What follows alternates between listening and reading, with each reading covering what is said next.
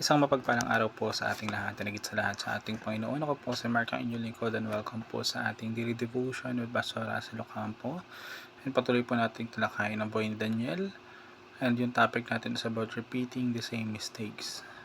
Sa scripture naman po, ito po matatagpuan sa Daniel chapter 5. Sabi po dito, minsan si Haring Belshazzar ay nagdaos ng malaking handaan para sa 1,000 niyang tagapamahala. At nakipag-inuman siya sa kanila. Nang lasing na si Haring Belshazzar, ipinakuha niya ang mga sisidlang ginto at pilak na sinamsam ng ama niyang si Nebukadnezar sa templo ng Jerusalem. Pinakuha niya ang mga ito upang inuman niya at ng mga tagapamahala ng kaharian ng kanyang mga asawa at mga asawang lingkod. Dinala naman sa bulwagang pinagdarausan ng handaan ang mga kagamitang ginto at pilak na sinamsamo na sa templo ng Diyos sa Jerusalem, at ininuman nila ang mga ito. Habang sila ay nag-iinuman, pinupuri nila ang kanilang mga Diyos na yari sa ginto, pilak, tanso, bakal, kahoy at bato. Sa ating katuruan, Bible stories are meant to guide us.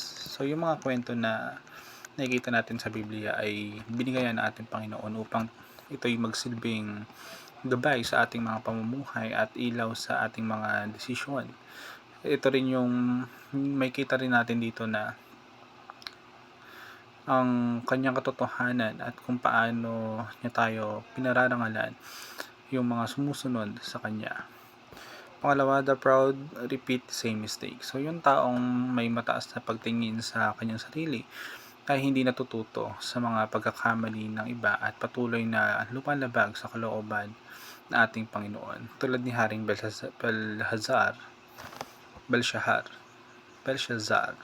Madalas silang hindi nagbabago hanggat hindi pa dumarating yung mga parusa.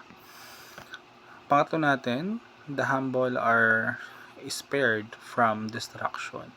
So yung mga taong may mapagkumbabang puso ay handa silang tanggapin yung mga paalala ng ating Panginoon at magbago agad ang kanilang isipan. Dahil dito, inilalayo sila ng ating Panginoon sa kapahamakan at inililigtas sa kanyang poot.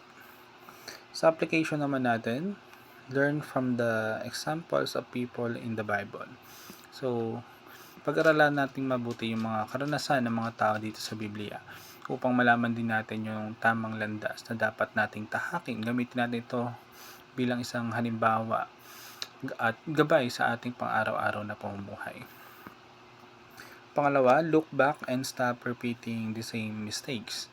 So, balikan natin yung mga nakaraang pagkakamali at alamin natin kung ano yung dapat nating itama sa ating sarili. Huwag na nating ulitin yung mga bagay na nagdulot ng sakit sa atin at sa iba. Last natin, listen to the spirits leading to avoid distraction. So, makinig tayo ng mabuti sa pagtuturo ng banal na espiritu at sundin yung kanyang nais para sa atin. Kapag tayo ay sumunod sa kanya, ligtas tayo sa mga uri ng kapahamakan. So, yun lamang po ngayong araw. Salamat po sa pakikinig and God bless po sa ating lahat.